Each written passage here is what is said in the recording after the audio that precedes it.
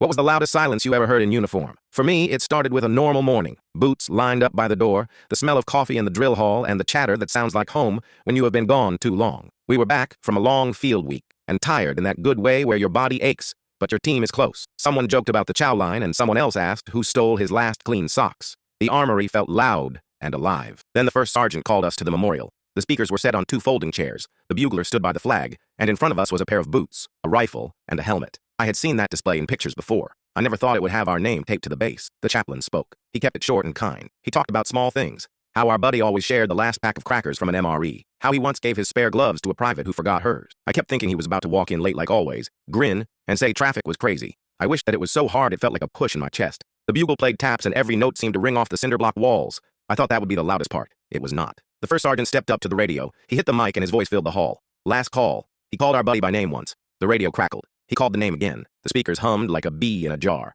He called the name a third time. We all stood there, hands locked behind our backs, waiting for the answer that always came. The easy hear first sergeant. The laugh after. Nothing. Just the sound of the building breathing, the air vent turning, the tap of rain on the high window. That silence hit like a door closing in a storm. I felt it in my teeth. I felt it in the little space between heartbeats. After the ceremony, we put away chairs and carried the speakers, and nobody said much. On the drive home, my uniform rubbed my neck in that scratchy way, and the radio in my car felt too bright, so I turned it off. The town outside looked the same. Kids at the bus stop. A woman walking her dog. But everything was outlined in that quiet answer that never came. I found his last text on my phone. It was nothing big. He asked if I still had his phone charger, and he wrote, "Don't be late this time." I kept reading that line until the screen timed out. That night, I set my alarm to his old joke ringtone. It is the sound he used to play when we were dragging our feet. Answer up. I let it ring once, and then I shut it off and stood in my kitchen and listened. It was the same silence from the hall, wrapped around me like a heavy blanket. That was the loudest thing I have ever heard in uniform. I carry it with me. When the world gets too noisy, I stop and I hear that roll call, and I say the word he could not say.